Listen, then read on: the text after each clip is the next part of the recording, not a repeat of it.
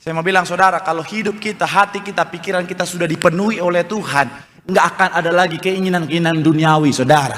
Kenapa? Karena yang paling kita butuhkan adalah Tuhan sudah memenuhi kehidupan setiap kita. Tepuk tangan yang paling meriah buat Tuhan.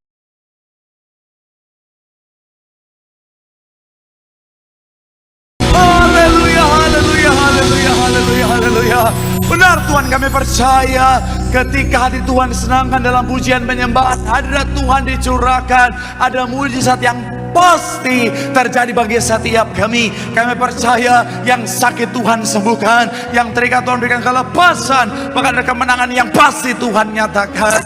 Terima kasih Tuhan, terima kasih. Dengan ucapan syukur di tempat ini Tuhan, kami mau siapkan hati kami untuk terima kebenaran firman-Mu, isi hati-Mu Bapa. Kami doa Tuhan yang ajar didik bentuk setiap kami, Tuhan yang berbicara bagi setiap kami, sehingga benar-benar Tuhan kami doa, kami bukan cuma duduk diam jadi pendengar saja, tapi kami boleh bangkit jadi pelaku-pelaku firman Tuhan. Bahkan kami bersatu hati berdoa, Bapa, hamba-Mu yang Kau percaya untuk menyampaikan firman Tuhan, sucikan, Tuhan kuduskan, Tuhan yang layakkan. Kami doa Tuhan, jika ada kelemahan tubuh Tuhan yang berikan kekuatan. Hamba gak bisa apa-apa tanpa Tuhan, hamba lemah tanpa Tuhan, tapi ketika ada pengurapan Tuhan, sama seperti Daud diurapi roh Tuhan bertahta atasnya, hidupnya luar biasa. Hamba-Mu diurapi roh Tuhan bertahta atas hamba-Mu, pelayanannya luar biasa. Semua yang hadir yang menyaksikan semuanya diberkati dengan sempurna.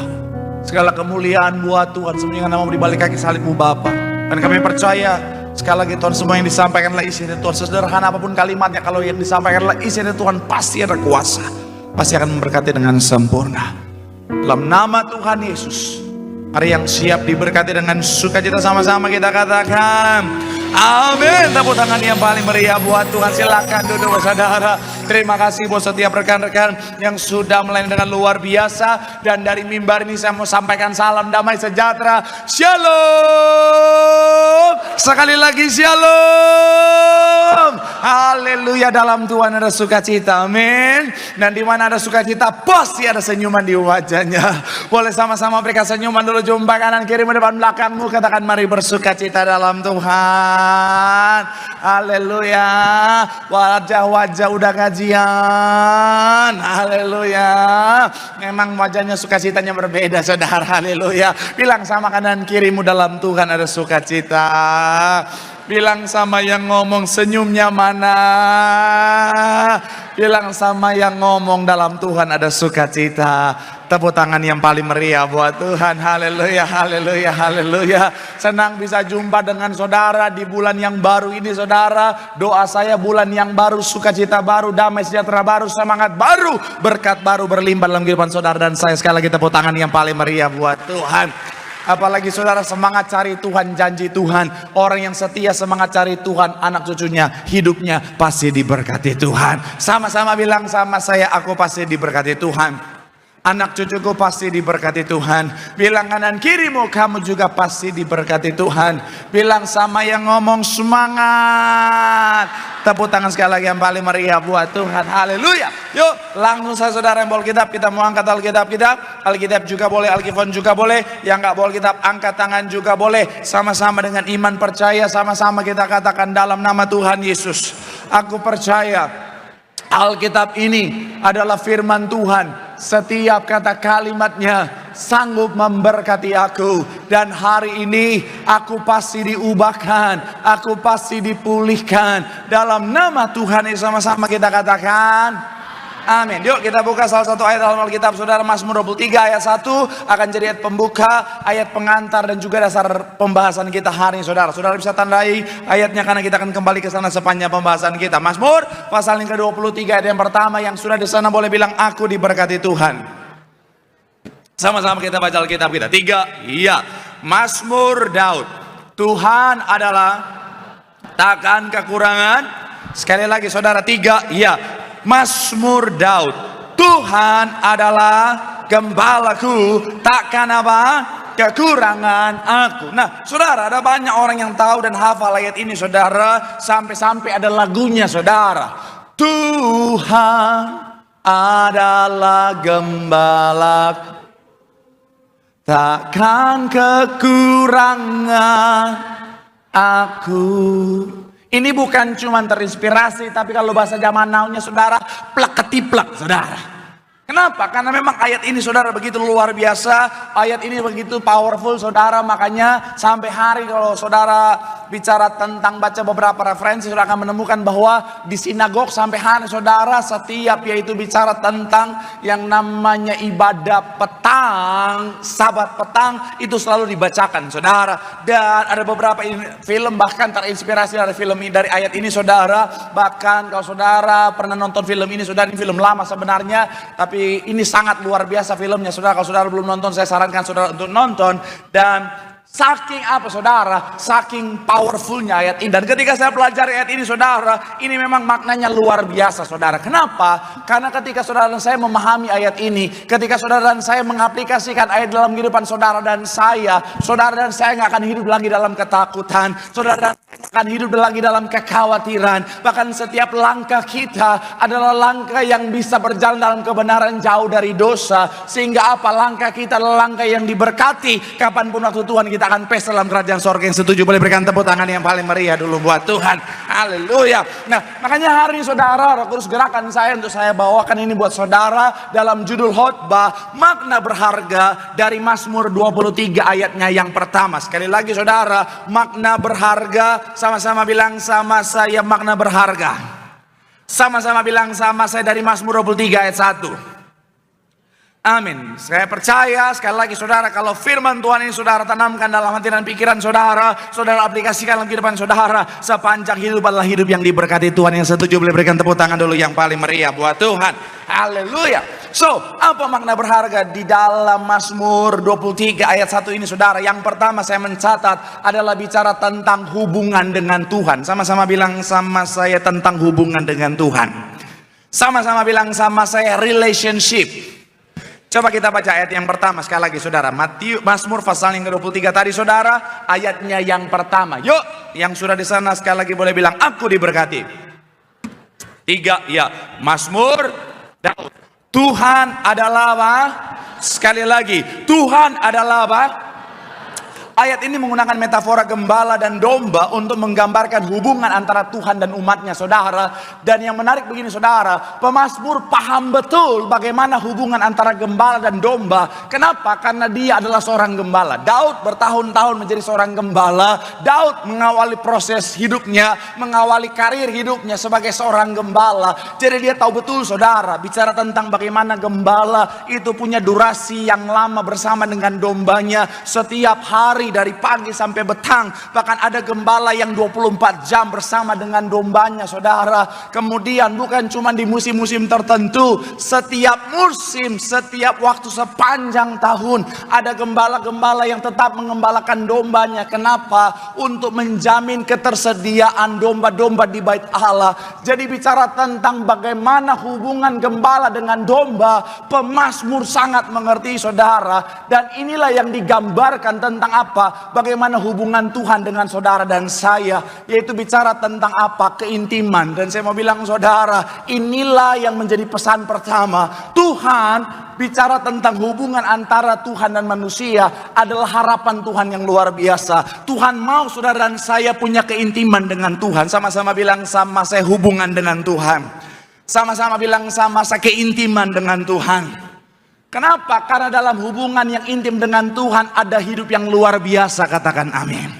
Nah makanya bicara tentang hubungan dengan Tuhan ini saudara, saking pentingnya ketika Tuhan ciptakan saudara dan saya, ketika Tuhan ciptakan manusia, Tuhan tempatkan di Taman Eden. Taman Eden bicara tentang apa? Hubungan antara manusia dengan Tuhan tidak ada jarak. Manusia bisa berkomunikasi dengan Tuhan tanpa adanya batasan saudara. Tetapi oleh karena dosa, manusia punya jarak yang terbentang luas dengan Tuhan.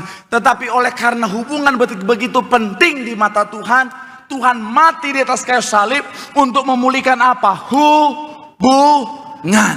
Dan saya mau bilang saudara, ketika nanti Tuhan panggil saudara dan saya, Tuhan siapkan sorga. Apa esensi sorga dalam kekristenan? Tempat di mana Tuhan bertakhta dan kita hidup bersama dengan Tuhan dalam hadirat Tuhan. Katakan amin.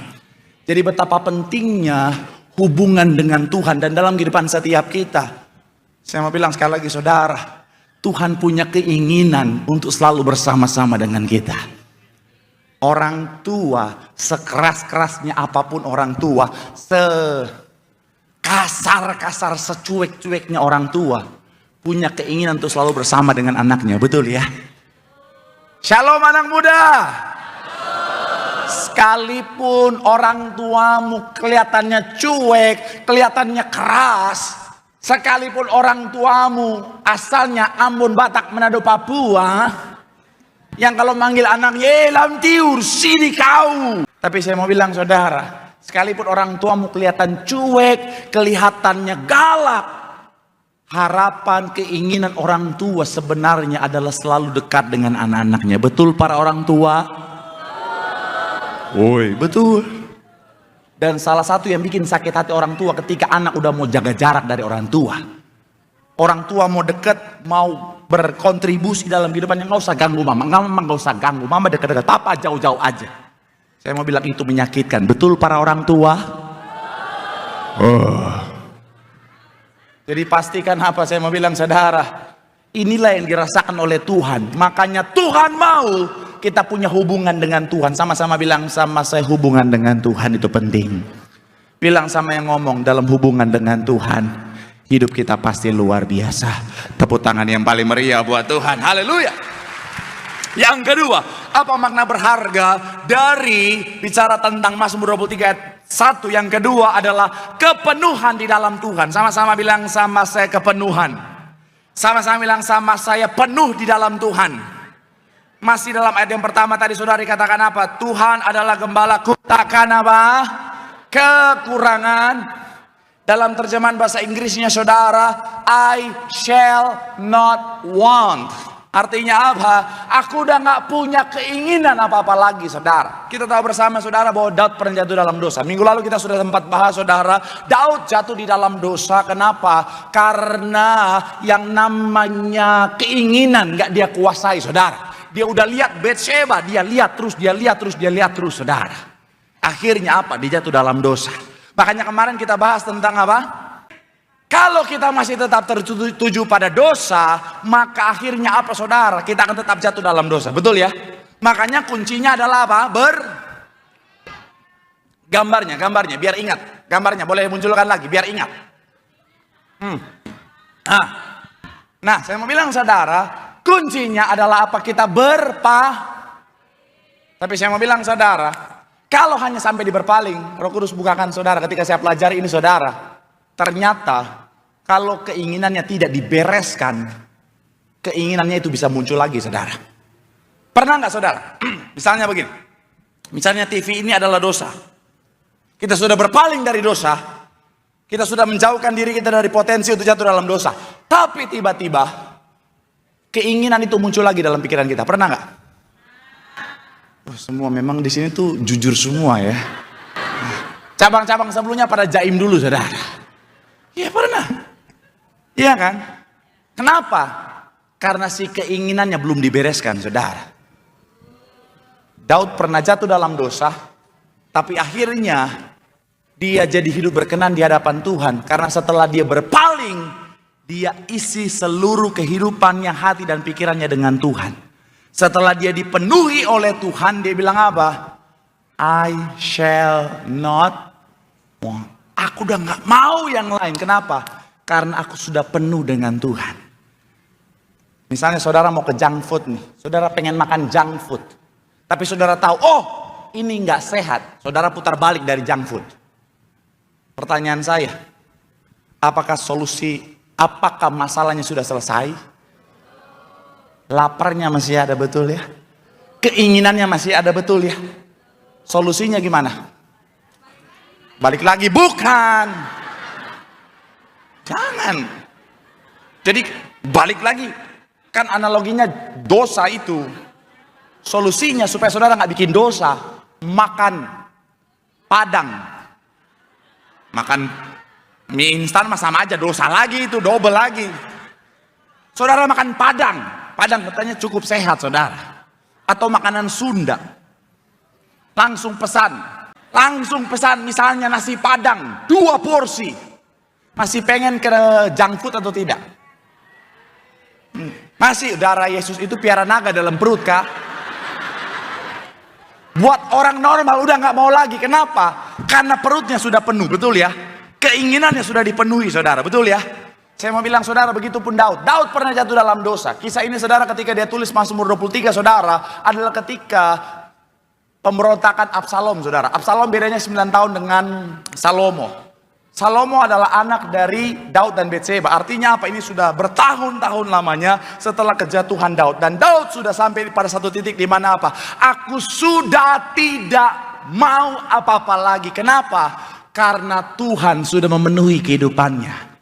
Saya mau bilang saudara, kalau hidup kita, hati kita, pikiran kita sudah dipenuhi oleh Tuhan, nggak akan ada lagi keinginan-keinginan duniawi saudara. Kenapa? Karena yang paling kita butuhkan adalah Tuhan sudah memenuhi kehidupan setiap kita. Tepuk tangan yang paling meriah buat Tuhan. Dalam banyak obrolan saya dengan Bapak Ibu Gembala saudara, mereka selalu fokusnya pelayanan. Nggak ada lagi yang namanya motivasi mau kejar apa hal yang di dunia saudara. Kenapa? Karena itu tadi Tuhan sudah memenuhi hati dan pikiran mereka. Saya mau bilang saudara, penuhi hati dan pikiranmu. Pak Pendeta, tapi Pak Pendeta kan ya memang saya sudah dipenuhi oleh Tuhan dalam hidup saya. Tapi kan cicilan ada Pak Pendeta. Tapi kan kebutuhan ada.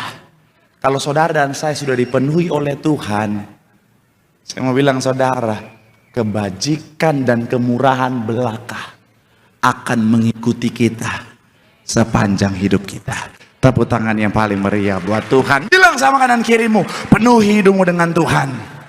Bilang sama yang ngomong, di situ ada yang ditambahkan bagi setiap kita. Segalanya ditambahkan. Tepuk tangan sekali lagi yang paling meriah buat Tuhan. Yang ketiga saudara. Apa? Bicara tentang yang namanya makna berharga dari Mazmur 23 ayat 1 yang ketiga adalah bicara tentang kepercayaan penuh kepada Tuhan. Sama-sama bilang sama saya, kepercayaan penuh. Sama-sama bilang sama saya, percaya penuh kepada Tuhan. Amin. Sambil musik boleh siap-siap. Yang ketiga saudara, ayat yang pertama tadi kita baca sekali lagi saudara. 3, ya.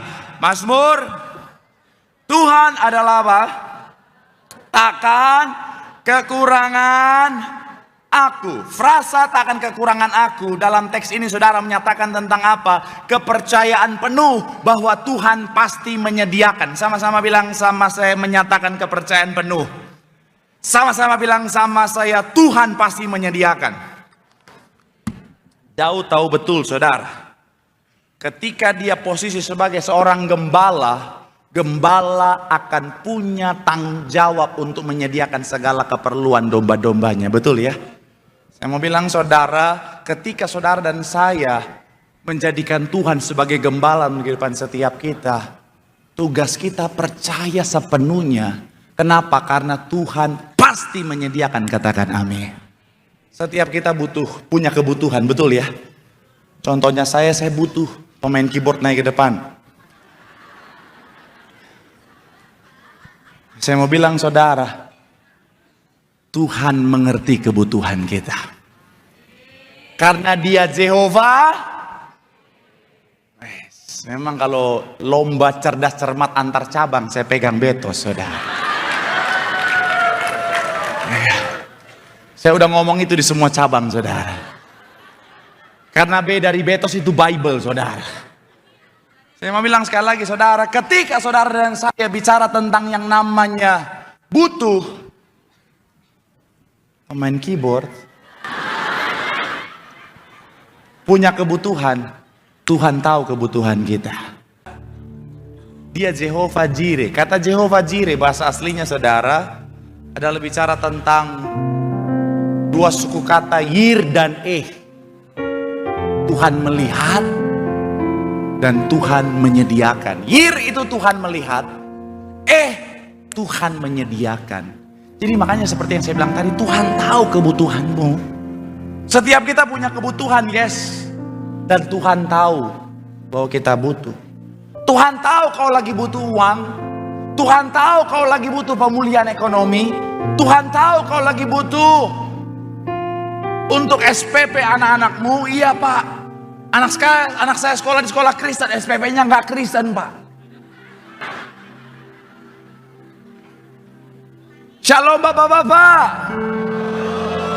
Tuhan tahu kau lagi berusaha cari tambahan untuk kebutuhan keluargamu, kebutuhan istrimu. Karena dia saking sering main TikTok, udah pengen make upnya yang made in Korea. Memang kadang-kadang TikTok tuh merusak. Dulu ibu-ibu pakai Viva Enfando, it's okay. Sekarang pakainya mama harus pakai yang made in Korea deh Pak. Saya mau bilang Pak, Tuhan tahu, amin. Saya mau bilang Bu, Tuhan tahu keperluanmu. Tuhan tahu kau lagi berjuang dengan segala keperluanmu. Karena Tuhan melihat. Shalom para jomblo. Cukup jawab, nggak usah nyari.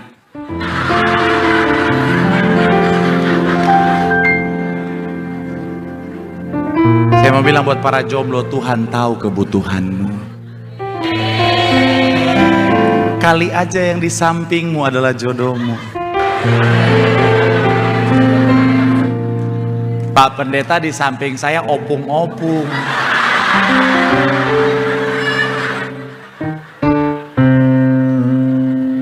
Apalah artinya sebuah usia? Itu hanya angka. Di Manado Oma Marta 82 tahun, jodohnya 28 tahun. Jadi kalau kau baru 40 tahun udah mikirin jomblo, jangan cemas. Mungkin jodohmu belum lahir.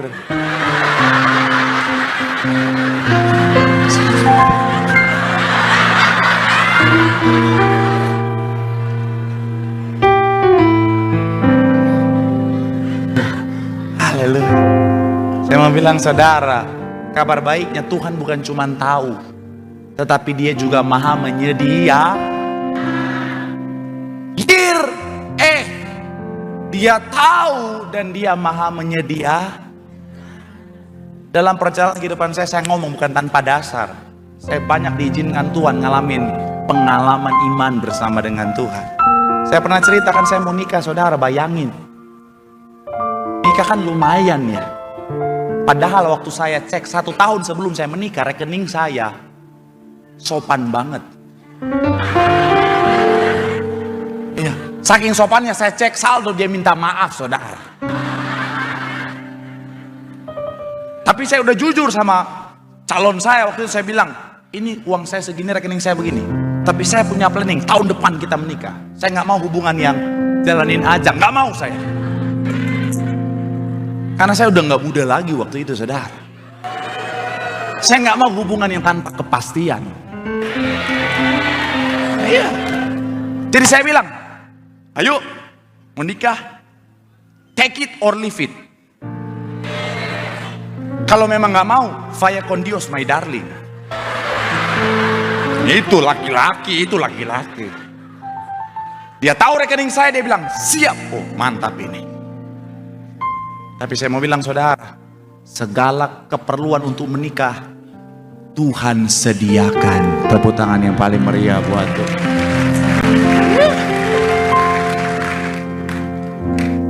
Mau menikah belum punya rumah, saya udah bilang, kamu siap jadi kontraktor? Ngontrak-ngontrak. Kan saya dari kos-kosan, dari anak kosan jadi kontraktor. Saya tanya sama dia, kamu siap jadi kontraktor? Dia bilang siap. Wah, ini emang. Saya pernah ngalamin banyak kegagalan cinta karena saya miskin, saudara. Iya, saya pernah ditinggalkan gara-gara saya kismin, saudara. Makanya saya sangat menghargai orang yang menerima saya apa adanya. Ada seorang yang sangat baik hati, bantu saya. Tuhan maha menyediakan, amin. Maka sekali lagi saya mau bilang, saudara, jangan takut. Mau isi rumah, kadang-kadang isi interior lebih mahal daripada eksterior. Tapi Tuhan sediakan. Tuhan kasih mimpi seseorang. Dan ketika dia bilang, Pak Pendeta, Tuhan kasih saya mimpi untuk memberkati Bapak. Tapi saya bingung memberkati apa. Pas dia lihat story saya, lagi isi-isi rumah, dia bilang inilah yang pas. Karena puji Tuhan Pak, 30 tahun bisnis saya adalah kontraktor interior design. Saya bilang pas banget Tuhan. Tuhan kasih mimpi ke orang yang tepat. Tapi itulah Tuhan, saudara. Tuhan maha menyedia. Tapi ingat baik, kuncinya adalah apa? Percaya. Kapan Tuhan bekerja? Yes. Saat ketika kita percaya, saat itulah Tuhan bekerja. Artinya apa? Kalau saudara belum percaya, Tuhan nggak kerja. Seringkali kita nggak lihat penyediaan Tuhan karena kita nggak percaya. Kita tahu Tuhan sanggup, tapi kadang-kadang dalam pikiran kita bagaimana ya? Keadaannya seperti bagaimana ya? Keadaannya seperti itu bagaimana ya? Karena kita mencoba berpikir, akhirnya singkat cerita, iman kita jadi goyah. Tuhan gak tuntut kita untuk tahu bagaimana caranya. Amin. Yang Tuhan tuntut kita percaya. Ketika gembala sidang, Tuhan kasih penglihatan. Kalau Bapak Ibu melayani Tuhan, jemati beres, lautan manusia berjubakan kekudusan, kepikiran gak bagaimana caranya? Gembala sidang gak kepikiran bagaimana caranya. Tapi mereka percaya Tuhan sanggup realisasikan, saudara. Dan itu terrealisasi sampai hari ini. Tepuk tangan yang paling meriah dulu buat Jehovah Jireh. Itu muncul pas kapan? Jehovah Jireh muncul di kapan? Pada saat Abraham mau mempersembahkan siapa? Yes. Kita lihat saudara ayatnya. Kejadian 22 ayat yang ke-6 sampai 8 saudara. Lalu dan memikulnya ke atas bahu Ishak anaknya, sedang di tangannya dibawa apa? Demikianlah keduanya berjalan bersama-sama. Ini yang menarik, ayat yang ke-7 dikatakan apa? Lalu Bapak, saud Abraham, ya anakku, bertanyalah ia, di sini sudah ada api dan kayu, tetapi di manakah anak domba untuk apa? Tahan. Mereka, Ishak tahu mau mempersembahkan korban bakaran, tapi dia nggak tahu kalau sebenarnya dialah yang akan dipersembahkan. Jadi dia tanya, Bapak, ini udah ada lengkap nih, dombanya mana? Abraham nggak jawab, ente nyaho anakku, ente ayah anakku. Yang Abraham jawab ini saudara, coba kita lihat. Saud Abraham, Allah yang akan apa? Menyediakan. Pertanyaan saya, Abraham sudah tahu belum Tuhan akan menyediakan? Yang dia tahu dia akan persembahkan anaknya. Abraham udah tahu nggak kira-kira di atas bisa ada dombanya nggak? Abraham tahu nggak bagaimana caranya akan ada domba di atas? Dan saya mau bilang saudara, Abraham nggak perlu tahu, tapi yang menarik adalah apa? Dia percaya, makanya dia disebut bapak orang percaya. Dan akhirnya apa? Tuhan sediakan. Makanya di ayat yang selanjutnya saudara, ayat yang ke-14 dibilang begini saudara. Dan Abraham menamai tempat itu Tuhan. Dalam terjemahan bahasa Inggrisnya, and Abraham called the name of that place Jehovah Jireh. Tuhan sediakan. Kita nggak perlu tahu bagaimana Tuhan sediakan. Tugas kita percaya. Karena ketika kita percaya, saat itulah Tuhan bertindak. Tuhan akan menyediakan segala kebutuhan. Tepuk tangan yang paling meriah buat Tuhan. Tapi saya akan tutup saudara dengan Filipi 4 ayat 19 supaya saudara nggak salah paham.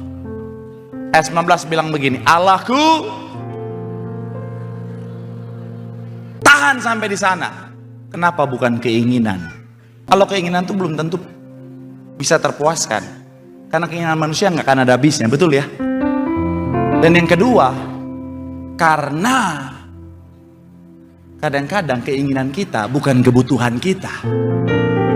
Dan yang ketiga, seringkali keinginan kita bertentangan dengan keinginannya Tuhan. Kadang-kadang apa yang kita inginkan karena kita pikir baik belum tentu yang baik. Sebenarnya udah keluar dari konteks kebenaran firman Tuhan. Ada orang punya keinginan, Tuhan, aku ingin punya jodoh si Joni, Tuhan jadi milikku Tuhan. Si Joni udah kaya, sukses, diberkati, ganteng, spek opa-opa Korea lagi Tuhan. Tolong Tuhan persatukan kami Tuhan, satukanlah kami Tuhan. Ya memang dia udah punya istri Tuhan, tapi aku percaya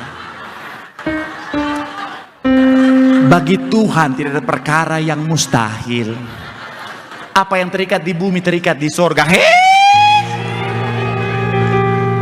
Doa seorang pelakor.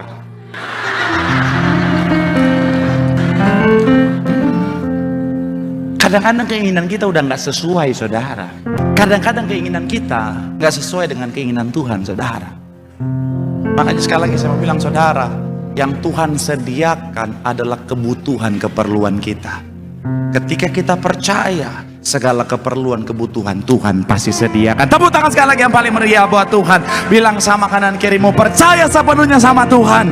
Dia Tuhan yang pasti menyediakan bagi setiap kita. Tepuk tangan sekali lagi yang paling meriah. Yang diberkati boleh lambaikan tanganmu. Tepuk tangan sorak-sorak yang paling meriah buat Tuhan. Mari sama-sama doa di hadapan Tuhan. Firman Tuhan mengingatkan setiap kita melalui Mazmur 23 ayat 1. Pastikan saudara dan saya senantiasa punya hubungan yang erat dengan Tuhan. Karena dalam keintiman dengan Tuhan hidup kita pasti luar biasa.